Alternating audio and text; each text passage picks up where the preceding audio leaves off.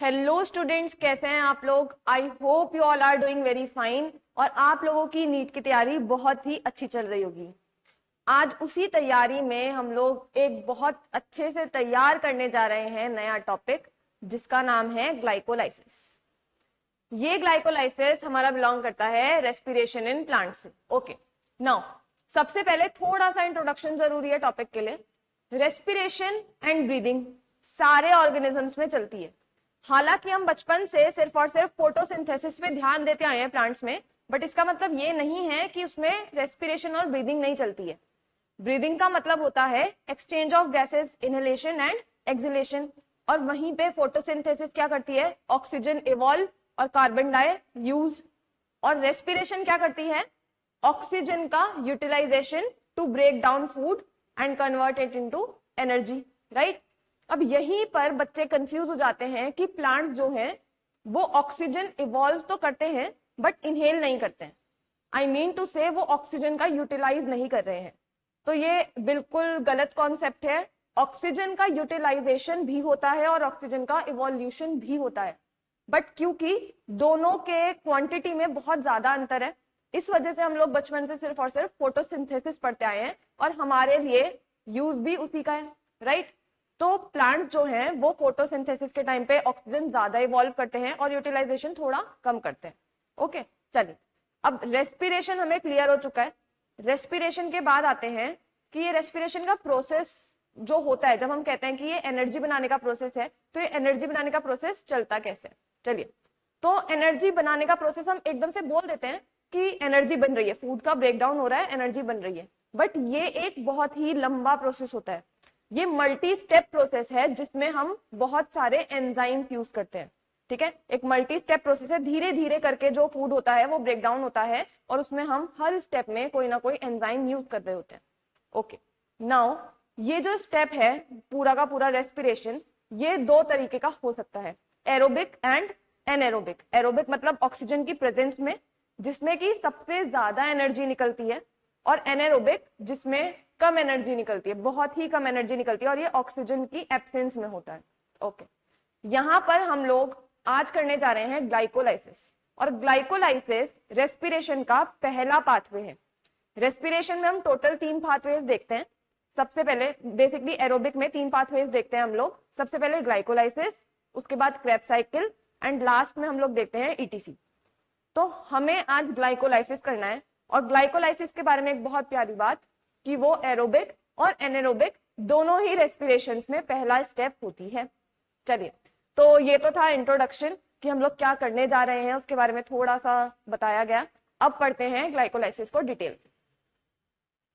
Okay, glycolysis का पहला, सबसे पहले हमें नाम पता होना चाहिए दूसरा, and that is Embden Meyerhof Parnas pathway, AKA मतलब ऑल्सो नोन एज। ओके, तो it is also known as Embden Meyerhof Parnas pathway. ये 3 साइंटिस्ट के नाम है जिन्होंने इसको बताया था, डिस्कवर किया था और अच्छे से इसकी एक्सप्लेनेशन दी थी। इसको इस वजह से शॉर्ट में क्या बोला जाता है? EMP pathway, EMP pathway. Okay, now अगर हम सबसे पहले वर्ड पर जाएं, ग्लाइकोलाइसिस। ग्लाइको वर्ड हम किसके लिए यूज करते हैं? कार्बोहाइड्रेट्स के लिए। तो यहां पर ग्लाइको है carbohydrate and lysis is break down, तो glycolysis is break down of carbohydrates. चलिए, ये चीज समझ में आ गई।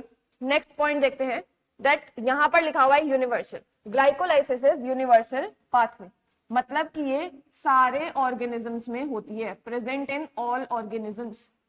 ऑल का मतलब है हमारा एरोबिक में भी होगी, एरोबिक रेस्पायर जो करते हैं उनमें भी, एंड एनएरोबिक में भी। ओके, ठीक है, तो दोनों का ही पहला स्टेप क्या है हमारा? ग्लाइकोलाइसिस। नेक्स्ट पॉइंट देखते हैं, इट अकर्स इन साइटोप्लाज्म। ठीक है, कहां पर होती है? सेल के साइटोसोल या फिर साइटोप्लाज्म में, बाहर किसी ऑर्गेनेली के अंदर नहीं होगी, बाहर फ्लूइड में होगी। Next, substrate. ग्लाइकोलाइसिस का सबस्ट्रेट क्या है?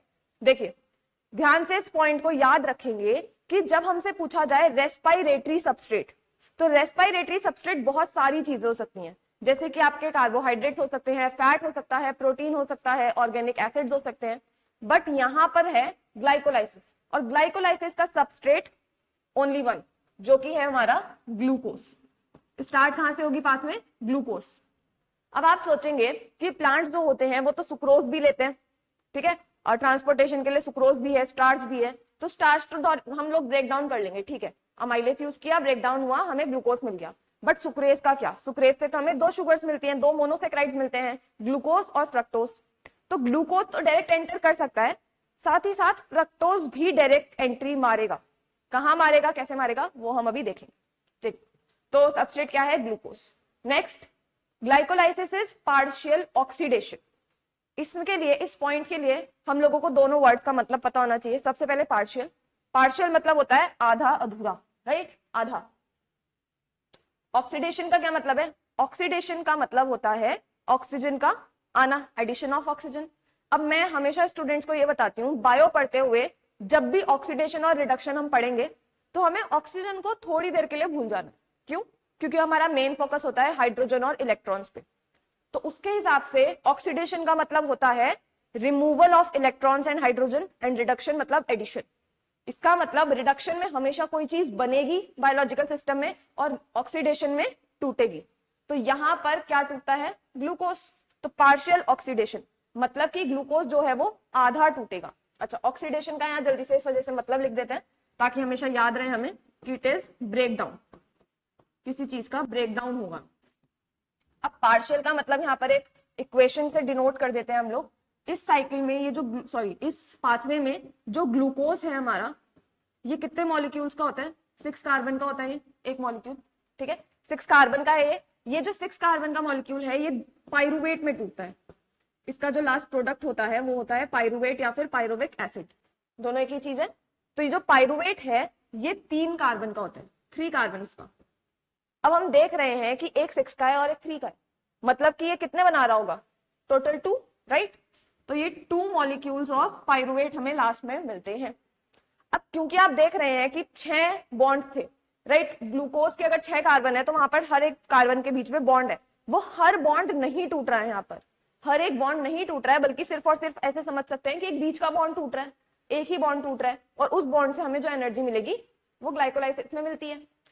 इसी को हम लोग कहते हैं पार्शियल ऑक्सीडेशन। पार्शियल मतलब आधा अधूरा टूटना, ठीक है। आधा अधूरा क्यों? क्योंकि अभी सारे बॉन्ड्स नहीं टूटे। सारे बॉन्ड्स कब टूटेंगे? जब हमें ग्लूकोज से टोटल 6 CO2 मिल जाएंगे, 6 कार्बन डाइऑक्साइड मिल जाएंगे। Okay, next point, glycolysis has 2 phases. First phase is called preparatory phase, जो कि शुरू के 4 स्टेप्स होते हैं लगभग। ओके, प्रिपरेटरी फेज मतलब कि वहां पर एनर्जी हम लगाएंगे, यूज करेंगे, बॉडी हमारी एनर्जी वहां पर यूज करती है। देन सेकंड होती है पे ऑफ फेज, बाकी के जितने स्टेप्स, लगभग 6 स्टेप्स जो रहेंगे वो हमारे होते हैं पे ऑफ फेज, मतलब कि यहाँ पर हमें ग्लाइकोलाइसिस से एनर्जी मिलती है। एनर्जी रिलीजिंग जो स्टेप्स होते हैं वो पे ऑफ फेज के अंदर आते हैं। ओके, चलिए, तो ये था इंट्रोडक्शन ग्लाइकोलाइसिस का, क्या क्या हमें बेसिक चीजें पता होनी चाहिए पाथवे पढ़ने के लिए। अब एक बेसिक और थोड़ा सा हमें क्लियर होना चाहिए, जो कि आई नो आप लोगों को होगा क्लियर, बट एक बार देख लेते हैं फिर भी।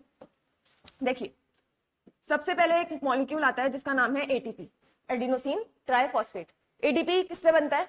एडीपी बनता है जब हम दो चीजों को मिलाते हैं, जो कि है ADP plus organic phosphate, right. तो हमारा एटीपी आ जाता है, ये तो सबको पता होता है। ये हमारा एनर्जी स्टोरिंग मॉलिक्यूल है जो हमारी बॉडी यूज करती है, ठीक है। अब ऐसा नहीं है कि इस एटीपी से ज्यादा एनर्जी वाले मॉलिक्यूल्स हमारी बॉडी में नहीं है, होते हैं, बट हम उनको एनर्जी स्टोर करने की फॉर्म में नहीं रखते हैं। जैसे कि ऐसे समझो एग्जांपल, हम लोग कोशिश ये करते हैं ना कि हमारे पास 500 का या 100 के नोट्स में पैसे रखे हों, 2000 के नोट में ज्यादा हम प्रेफर नहीं करते, राइट। क्यों? क्योंकि मतलब वो ऐसा होता है ना कि टूटने में भी दिक्कत, मतलब हम लोग सोचते हैं कि यार फिर वो वापस मिलने में थोड़ी सी आफत हो जाएगी, फिर हम उसको खर्च नहीं कर पाते हैं जल्दी से, तो हम प्रेफर करते हैं 500 का नोट हो या 100 का हो। उसी तरह से हमारी बॉडी जो एनर्जी मॉलिक्यूल स्टोर करती है वो ऐसा करती है कि वो ना ज्यादा एनर्जी वाला हो ना बहुत कम एनर्जी वाला हो। तो ये सबसे बेटर ऑप्शन है हमारी बॉडी का, जो कि हम आज तक पढ़ते आ रहे हैं, ठीक है। चलिए, एक नेक्स्ट एक और मॉलिक्यूल है जिसका नाम है NAD, nicotinamide, nicotinamide dinucleotide, nicotinamide adenine dinucleotide. Okay, अब यहां पॉजिटिव लगाए, इसका मतलब इसके पास हाइड्रोजन और इलेक्ट्रॉन्स की फिलहाल कमी है। इसको जब रिड्यूस किया जाता है, इसको जब रिड्यूस किया जाता है रिडक्शन जब होगा इसका तो ये चेंज हो जाता है NADH में, and it is reduced nicotinamide एटेनाइन dinucleotide. ठीक है, ये इसकी रिड्यूस्ड फॉर्म है। ये क्या है, ये भी एक एनर्जी स्टोर का तरीका है, ऐसे समझ लिया, एनर्जी बनाने का तरीका है, बट इससे डायरेक्ट एनर्जी नहीं बनती है। ये माइटोकॉन्ड्रिया में जाकर एटीपी बनाता है, तब एनर्जी इससे बनती है। देखेंगे आगे कैसे कैसे होता है। चलिए नेक्स्ट एक चीज आपको जो बहुत अच्छे से याद रखनी है वो क्या है, वो है दो एंजाइम्स के नाम। दो एंजाइम्स के नाम हमें बहुत अच्छे से याद रखना है। पहला है काइनेज, पहला एंजाइम है काइनेज। अब ये काइनेज हर उस जगह पर आएगा जहां पर एटीपी आएगा। एटीपी अगर लग रहा है तो भी काइनेज आएगा, एटीपी अगर बन रहा है तो भी काइनेज आएगा। ठीक है, दूसरा एंजाइम होता है डिहाइड्रोजिनेज।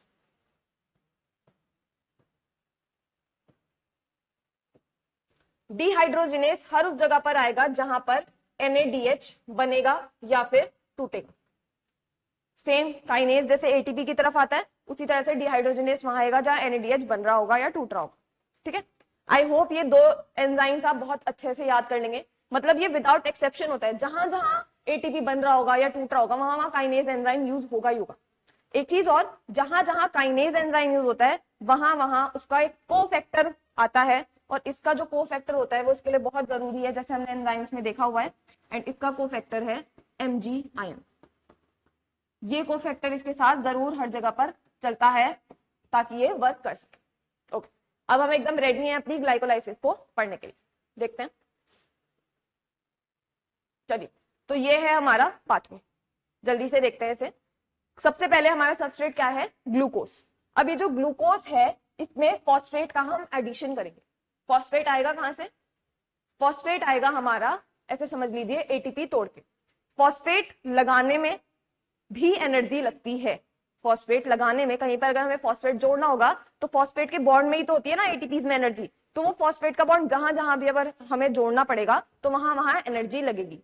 वो एनर्जी कहां से आएगी, एटीपी के टूटने से, और ये समझ सकते हैं कि यही फॉस्फेट यहां आकर लग जाता है। ओके, तो पहला स्टेप क्या है, एडिशन ऑफ फॉस्फेट, और एडिशन ऑफ फॉस्फेट को क्या कहते हैं, फॉस्फोराइलेशन। तो फर्स्ट स्टेप क्या है हमारा, phosphorylation. Okay, phosphorylation, ATP, ATP क्या हो रही है, टूट रही है, क्या आएगा, काइनेज। तो यहां क्या आ गया, काइनेज। और क्योंकि एटीपी टूट रही है, टूटते हुए हम लोग जो नाम रखते हैं वो सबस्ट्रेट के बेस पे रखते हैं। तो यहां पर सबस्ट्रेट ग्लूकोज है 6 कार्बन, तो हेक्सोकाइनेज, 6 कार्बन वाला काइनेज। ओके, नाउ ये जो एंजाइम है this is very very very important for you. Okay, तो इसको हमेशा बहुत अच्छे से आप लोग याद रखेंगे, इस वाले एंजाइम को। ठीक है, जो मोस्ट इंपॉर्टेंट एंजाइम्स हैं मैं उनको हाईलाइट करूंगी, हालांकि इंपॉर्टेंट सारे ही हैं, कोशिश करिएगा सारे याद रहे आपको, बट कुछ तो बहुत अच्छे से होने चाहिए। ठीक है, चलिए ग्लूकोज 6 फॉस्फेट बन गया हमारे पास। अब ग्लूकोज 6 फॉस्फेट अपने आइसोमर में चेंज होगा। ग्लूकोज का आइसोमर बायोमोलिक्यूल्स में पढ़ा हुआ है हमने, है फ्रक्टोज। तो ग्लूकोज चेंज होगा फ्रक्टोज में, तो ये हो गया फ्रक्टोज 6 फॉस्फेट। अगर आपको मेरे ख्याल से अच्छी सी अंडरस्टैंडिंग चाहिए इस पाथवे की, तो आप स्ट्रक्चर्स बना के देख सकते हैं, क्योंकि आपने स्ट्रक्चर्स बायोमोलिक्यूल्स में देख रखे हैं। ठीक है, तो यहाँ पर ग्लूकोज के 6 कार्बन में क्या लग गया है, फॉस्फेट। ग्लूकोज से फिर फ्रक्टोज बन गया, उसके 6 कार्बन पे क्या है, फॉस्फेट। ओके, इस एंजाइम मतलब इस रिएक्शन के लिए क्या यूज हुआ है हमारा, फॉस्फोग्लूको आइसोमरेज। आइसोमराइजेशन हो रही है तो एंजाइम यूज हो रहा है आइसोमरेज। ठीक है, तो सेकंड स्टेप क्या है, आइसोमराइजेशन।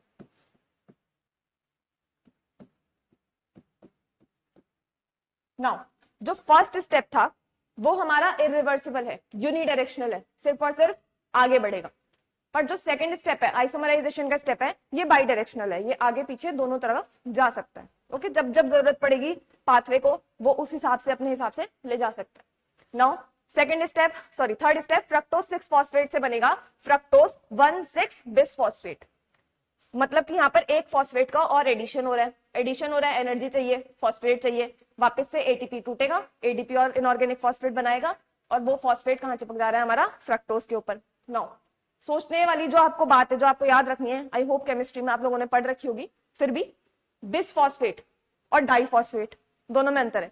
डाई मतलब कि एक के बाद एक लगा हुआ है, अगल बगल में लगे हुए हैं। बिस मतलब अलग अलग जगह पर है, राइट। जैसे हम देख रहे हैं एक फर्स्ट पोजीशन पे एंड एक सिक्स पोजीशन पे, इसलिए बिसफॉस्फेट। ठीक है, ये भी जो रिएक्शन है, ये वाली रिएक्शन भी कैसी है, आगे की तरफ जाएगी, यूनिडायरेक्शनल है, और इसको हम बोलेंगे वापस से फॉस्फोराइलेशन।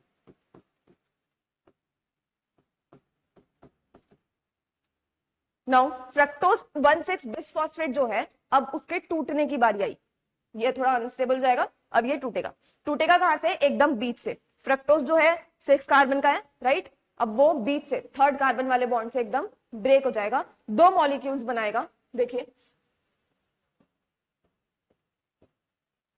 ये इस तरह का था, यहां से ये वाला बॉन्ड ब्रेक हुआ है, ओके, तो एक फॉस्फेट यहां था, एक फॉस्फेट हमारा यहां था, ये है, और यहां पर CH2OH, CH2OH एंड CHOH, ये दो मॉलिक्यूल्स हमारे बनेंगे। पहले वाले का नाम है dihydroxy acetone phosphate, phosphate first position पे है तो डाइहाइड्रोक्सी एसीटोन फॉस्फेट, और दूसरा है ग्लिसरल्डिहाइड 3 फॉस्फेट, ये वाला क्या है, ग्लिसरल्डिहाइड 3 फॉस्फेट, राइट। ये वाला जो स्टेप है ये भी रिवर्सिबल स्टेप है, और एंजाइम इसमें क्या लगा है, एल्डोलेस। यहां पर जो एंजाइम आपको याद रखने हैं वापस से, ऊपर वाले रिएक्शन, ये वाला मैं आपको उस टाइम पे मिस हो गया हमसे, सॉरी, बट ये वाला आपको बहुत अच्छे से दूसरा एंजाइम याद रखना है, और इस एंजाइम के बारे में एक और बात भी याद रखनी है, मैं यहीं पे लिख रही हूं। इस एंजाइम को बोलते हैं pacemaker enzyme. Pacemaker, pacemaker क्यों, क्योंकि ये रेगुलेटरी एंजाइम है, रेगुलेटरी एंजाइम, मतलब कि इस पाथवे को रेगुलेट करता है, पाथवे को आगे जाना है या नहीं जाना है, कि यहीं रुक जाना है, हमारे पास एनर्जी है उतनी, हमें और नहीं बनानी है, यहीं रुक जाएगा। ये सब कौन डिसाइड करता है, हमारा फॉस्फोफ्रक्टोकाइनेज, इसको हम लोग PFK भी लिखते हैं।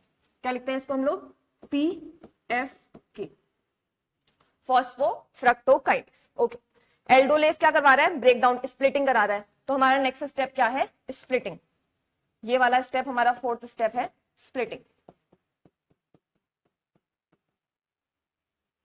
नाउ अब स्प्लिटिंग होने के बाद ये ग्लिसरल्डिहाइड 3 फॉस्फेट आगे चला जाएगा विदाउट एनी डिस्टर्बेंस, इसको डायरेक्ट आगे ग्लाइकोलाइसिस में भेज दिया जाएगा, बट डाइहाइड्रोक्सी एसीटोन आगे पाथवे में नहीं जा पाता, और ये अपने आप को अपने आइसोमर में चेंज कर लेता है, ओके, अपने आइसोमर में चेंज कर लेगा, जो कि है ग्लिसरल्डिहाइड 3 फॉस्फेट, और वापस से क्या बन जाएगा, ये यहां पर भी आइसोमराइजेशन हो रही है, तो एंजाइम जो यूज होगा वो है फॉस्फोट्रायोस आइसोमरेज।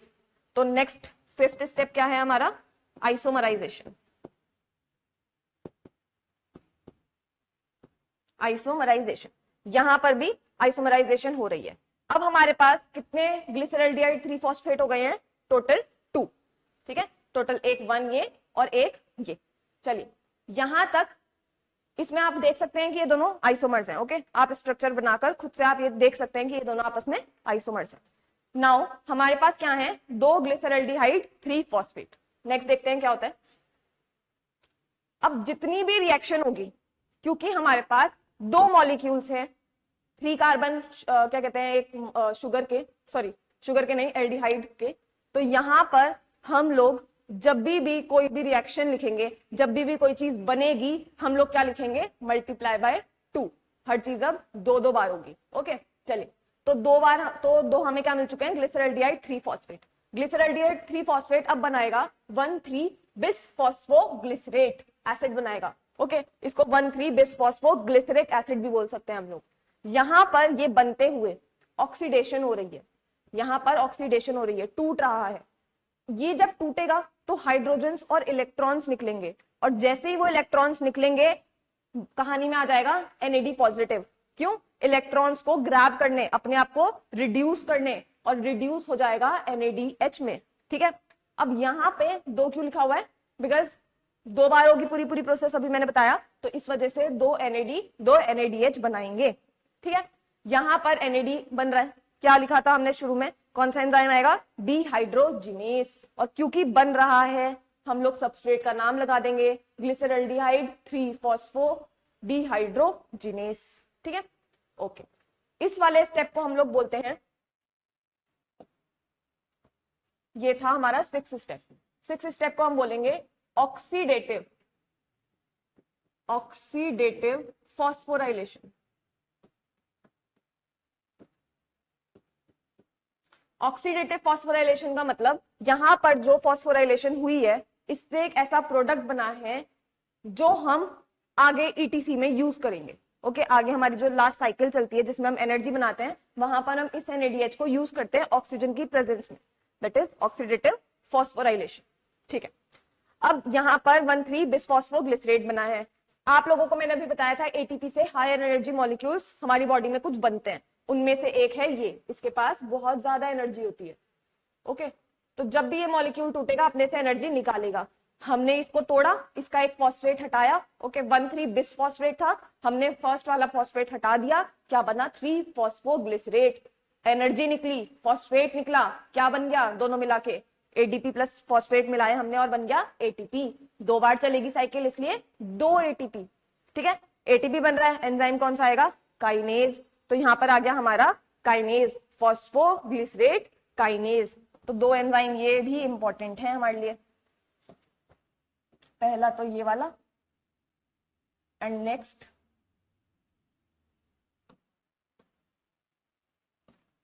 ये वाला। ओके, ये 2 भी हमारे लिए बहुत इंपॉर्टेंट हैं। चलिए आगे देखते हैं। अब यहां पर ऑक्सीडेटिव फॉस्फोराइलेशन हुई है, यहां पर एटीपी बना है, पर एटीपी हमारा डायरेक्ट बना है, सबस्ट्रेट से डायरेक्ट एटीपी बन गया है। तो इस वाले इसको बोलेंगे हम लोग ऑक्सीडेटिव नहीं, substrate level phosphorylation.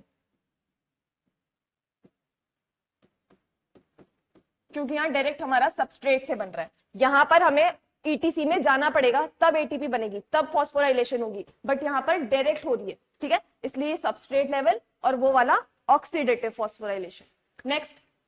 Next step हमारा आ गया 3 फॉस्फोग्लिसरेट। अब जो होता है, देखिए स्टेप बेसिकली यहां पर सिर्फ पोजीशन चेंज हो रही है। ओके, यहां पर सिर्फ क्या हो रहा है, पोजीशन चेंज हो रही है। ये जो 3rd पोजीशन पे फॉस्फेट लगा हुआ था अब वो 2nd पोजीशन पे लग गया, और इसके लिए हमारा एंजाइम आता है म्यूटेज।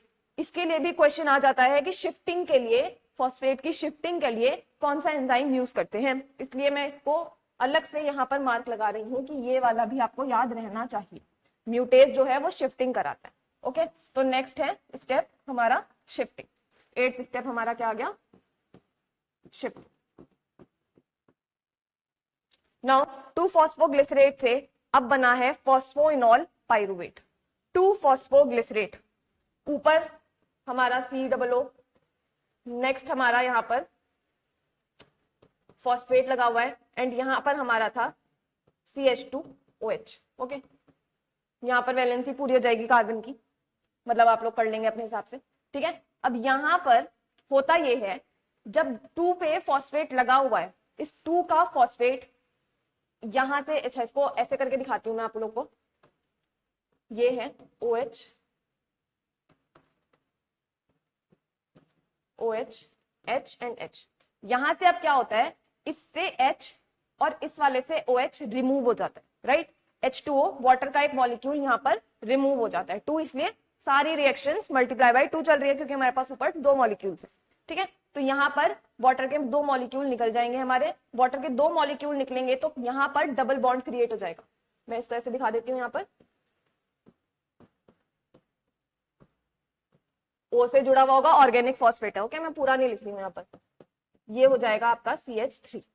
तो ये इस तरह से आप लोगों का मॉलिक्यूल बन जाता है, और ये जो बनता है ये है आपका फॉस्फोइनॉल पाइरुवेट। ये स्ट्रक्चर्स आपको याद नहीं करना है बेसिकली, ताकि आपका लॉजिकल वे में समझ में आए, आपको अंडरस्टैंडिंग बेटर हो, इसलिए मैं आप लोगों को बता रही हूँ। ठीक है, तो यहाँ पर क्या बन गया है, वाटर मॉलिक्यूल्स के रिमूवल से फॉस्फोइनॉल पाइरुवेट। अब ये भी जो है ये भी 1,3 बिस फॉस्फोग्लिसरेट की तरह हाई एनर्जी मॉलिक्यूल है, इसके पास भी बहुत ज्यादा एनर्जी होती है, मतलब एटीपी से ज्यादा होती है थोड़ी सी, राइट। तो जब ये टूटेगा तो एनर्जी निकलेगी तो एटीपी बन जाएगा। तो यहां पर भी क्या हुआ, 2 एडीपी और 2 इनऑर्गेनिक फॉस्फेट आए, 2 इनऑर्गेनिक फॉस्फेट आए और क्या बना लिया उन्होंने, एटीपी बना लिए। ठीक है, यहां पर एटीपी बन रहे हैं, एंजाइम आएगा काइनेज, क्योंकि बन रहे हैं तो नीचे प्रोडक्ट का नाम लिखते हैं, बनते हुए प्रोडक्ट का और टूटते हुए सबस्ट्रेट का। तो यहां पर क्या नाम आ जाएगा, पाइरुवेट काइनेज। और इसको जब हम तोड़ेंगे तो क्या आ जाएगा हमारे पास, पाइरुवेट। ओके, क्या आ गया हमारे पास लास्ट में, पाइरुवेट। मतलब यहाँ से हमने फॉस्फेट हटा दिया है जस्ट। चलिए, तो ये थी हमारी पूरी की पूरी साइकिल। अच्छा, इनके स्टेप्स के नाम लिख देते हैं। यहां पर हुआ रिमूवल ऑफ H2 एंड यहां पर 10th स्टेप है हमारा सबस्ट्रेट। वापस से क्योंकि एटीपी डायरेक्टली बन रही है तो ये भी हुआ सबस्ट्रेट लेवल फॉस्फोराइलेशन। फॉस्फोराइलेशन में आप लोग सोच रहे हो मे बी कि ये फॉस्फोराइलेशन तो एडिशन ऑफ फॉस्फेट होता है, यहां पर तो हम निकाल रहे हैं पर एटीपी में तो जोड़ रहे हैं ना, मतलब एडीपी में तो फॉस्फेट जुड़ रहा है, इस वजह से फॉस्फोराइलेशन। ओके, तो ये है हमारे 10 स्टेप्स ऑफ ग्लाइकोलाइसिस। अब इन 10 स्टेप्स में आप लोगों को बहुत अच्छे से जो बातें याद रखनी है वो सुनिए। सबसे पहले इनमें से कौन से स्टेप्स यूनिडायरेक्शनल हैं और कौन से बाई डायरेक्शनल। तो आप लोग याद रखेंगे फर्स्ट स्टेप, थर्ड स्टेप और आपका लास्ट स्टेप, ये वाला लास्ट स्टेप। ये एक, अच्छा यहां पर हो नहीं रखा है, इसको कर देते हैं एंड दिस। ये सिर्फ यहां तक जो लास्ट स्टेप है, फर्स्ट स्टेप है और थर्ड स्टेप है, ये यूनिडायरेक्शनल है। देखिए, ये यूनिडायरेक्शनल है, ये यूनिडायरेक्शनल है और लास्ट का स्टेप आपका यूनिडायरेक्शनल है। मतलब कभी भी पाथवे जब हमें ऊपर चलानी पड़ेगी, वापस से बैकवर्ड ले जानी पड़ेगी, तो हमें यहां से बाईपास लेने पड़ेंगे, हम इनको डायरेक्ट ऊपर की तरफ नहीं ले जा पाएंगे, हमें कोई और रिएक्शन चलानी पड़ेगी। ठीक है, तो पहली चीज तो आपको ये याद रखनी है कि कौन से स्टेप्स हमारे क्या हैं, बाई डायरेक्शनल और कौन से हैं यूनिडायरेक्शनल। सबसे इजी आपका रहेगा यूनिडायरेक्शनल याद करना। ठीक है, नेक्स्ट आपको याद रखने हैं स्टेप्स कौन कौन से हो रहे हैं। स्टेप्स याद रहेंगे तो साइकिल अपने आप बहुत अच्छे से याद रह पाएगी आप लोगों को। नेक्स्ट आपको याद रखना है कहां पर एटीपी या कोई भी एनर्जी बन रही है। तो हम लोग बहुत इजी तरीके से याद रखेंगे इसे कि फर्स्ट और थर्ड जो कि इरिवर्सिबल थे, उनमें एटीपी टूट रही है, एक एक एटीपी दोनों स्टेप्स में टूट रही है। तो ये वाले जो हमारे स्टेप्स हैं, फोर्थ स्टेप तक हमने शुरू में ही बात करी थी, कौन से हैं, प्रिपरेटरी फेज, यहां पर एनर्जी लग रही है। ओके, तो शुरू के 4 क्या हो गए, प्रिपरेटरी फेज। फर्स्ट और थर्ड जो भी इरिवर्सिबल है, यूनिडायरेक्शनल है, वहां पर क्या हो रही है, एनर्जी लगा, मतलब हमें लगानी पड़ रही है। ठीक है, उसके बाद जब हम आगे की फेज में चलते हैं जो कि हमारी है पे ऑफ फेज, तो यहां पर पे ऑफ फेज में पहले ही 6th स्टेप में हमारा क्या बनता है, 2 NADH। ठीक है, 6th फेज में हमें क्या याद रखना है, 6th स्टेप में हमें याद रखना है कि क्या बन रहा है, NADH बन रहा है। उसके बाद लास्ट स्टेप में याद रखना है बहुत अच्छे से, लास्ट स्टेप क्योंकि वापस से यूनिडायरेक्शनल है, तो जितने भी यूनिडायरेक्शनल है उनमें एटीपीज का कुछ ना कुछ हो रहा है, ये याद रखना है। तो लास्ट में क्या हो रही है, बन रही है। उसके बाद जहां NADH बनेगा उसके तुरंत बाद एटीपी भी बनेगा। ठीक है, उसके तुरंत बाद एटीपी भी बनेगा। वापस से जो जो यूनिडायरेक्शनल है उनमें एटीपी फर्स्ट और थर्ड में लग रहा है, एक एक एटीपी। कितने लग गए टोटल, 2 एटीपी। उसके बाद 6th रिएक्शन में जहां पर ग्लिसरॉल्डिहाइड 3 फॉस्फेट जो बनाए हमारे 2, वो जैसे ही टूटेगा तो 2 NADH बन जाएंगे। 2 NADH जैसे ही बने उसके बाद 2 ATP और बन जाएंगे, और फिर लास्ट स्टेप जो वापस से यूनिडायरेक्शनल है वहां पर भी हमारे 2 ATP बन जाएंगे। आपको याद रखना है जहां जहां पर भी एटीपी बन रहे हैं उनको हम क्या नाम देते हैं, सबस्ट्रेट लेवल फॉस्फोराइलेशन। जहां पर एटीपी डायरेक्ट बनता है, जहां पर NADH बनता है उसको बोलते हैं ऑक्सीडेटिव फॉस्फोराइलेशन। ओके, नाउ जो चीजें अभी मैंने आपको बताई हैं यही यहां पर मैंने लिखी हुई हैं। देखिए, first, third and last step जो है वो इरिवर्सिबल या यूनिडायरेक्शनल है, बहुत अच्छे से याद रखना है आपको। देन यूज हमने कितने किए हैं, 2 ATPs किए हैं, स्टेप भी लिख देते हैं हम यहाँ पर, फर्स्ट में एंड थर्ड स्टेप में। देन गेन हमने किए हैं 4 ATP। 4 ATP कहाँ कहाँ यूज किए हैं, एक तो हमने 7th स्टेप में यूज किए, मतलब बनाए हैं, और हमने लास्ट स्टेप मतलब 10th में बनाए हैं। ठीक है, 2 7 में और 2 10 में, और NADH हमने बनाया है 6th स्टेप। ठीक है, इस तरह से लिख लेंगे, बार बार देखेंगे तो आराम से याद जाए। देन नेट रिएक्शन, मतलब ओवरऑल रिएक्शन क्या रही है हमारी। तो हमने एक ग्लूकोज लगाया था, 2 NAD लगाए थे, 2 ADP, इसलिए क्योंकि 2 ADP हमारे कट आउट हो चुके होंगे। ठीक है, तो यहां पर 2 ADP लगाए, 2 फॉस्फेट लगाए, हमें क्या मिला है, हमें मिला है 2 पाइरुवेट, 2 ATP, 2 NADH और 2 वाटर के मॉलिक्यूल्स जो हमारे उस टाइम पर निकले थे। ठीक है, तो ये थी इसकी नेट रिएक्शन, ये भी आपको बहुत अच्छे से याद रखनी है।